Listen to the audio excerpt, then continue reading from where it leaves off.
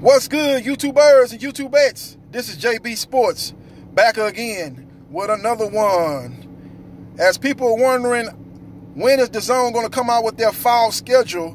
I'm hearing about some fights that they're working on. One fight that they said that they'll be working on is a potential super middleweight clash between Daniel Jacobs versus John Ryder to take place on November 27th or November 28th. DAZN is saying that they want that fight over Daniel Jacobs versus Gabriel Rosado, which a lot of people assume would be the next matchup for Jacobs. They're saying they're trying to tap into the UK market. They're launching DAZN UK, and John Ryder is the preferred opponent by the DAZN bosses. So we'll see when the fights get officially announced, but they're looking at two dates during the Thanksgiving weekend, November 27th or November 28th. Now, Gabriel Rosado's name was prominently linked to a fight with Daniel Jacobs, and them two guys are doing a good job of going back and forth in the media, calling each other out.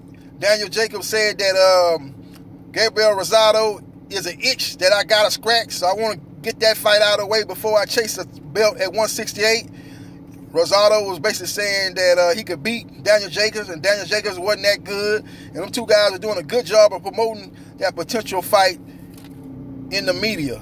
But doesn't look like that fight will be next for Jacobs, as again, the UK, John Ryder is the front runner for that fight to take place November 27th or November 28th, Thanksgiving weekend. Now, John Ryder is a very good fighter, a very underrated fighter. His last fight, he fought for a title against WBA super middleweight champion Callum Smith, and I thought he actually won that fight. It was a close fight, a lot of close rounds, but I thought he landed the more sharper punches. He was the busier fighter, and I thought he was able to implement his game plan better than Callum Smith was able to implement his game plan. But Callum Smith being the champion, Callum Smith being the bigger name, Callum Smith name being linked to a lot of big fights in the super middleweight division, Canelo Alvarez, David Benavidez.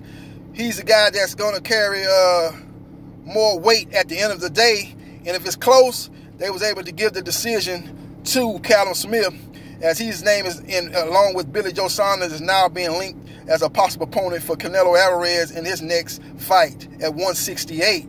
So that's what I'm hearing, man. I was strolling along on my phone, looking at different YouTube website, and I came across Michael Coppinger's Twitter page, and he says that's the fight that the DAZN is looking for, and it's slated to take place November 27th versus November 28th. Now, Daniel Jacobs versus John Ryder would be a very competitive fight, ladies and gentlemen. Make no mistake about it. John Ryder doesn't have the name of a Callum Smith or a Billy Joe Saunders or even a Canelo Alvarez or a Triple G, but the guy is one of the top fighters at the 168-pound super middleweight limit. He's one of the top fighters there. And he's a southpaw, which always creates a problem for a guy like Daniel Jacobs, who's an orthodox. Daniel Jacobs cannot be fighting off his back foot in this fight against John Ryder, because John Ryder's going to be looking to press the action and put Daniel Jacobs on his back foot. Daniel Jacobs was able to outpoint Sergey Devchenko, basically fighting on his back foot, but he doesn't want to keep trying his luck against a guy like John Ryder, a guy that's probably has a little bit more power than Sergey Devchenko, and actually is a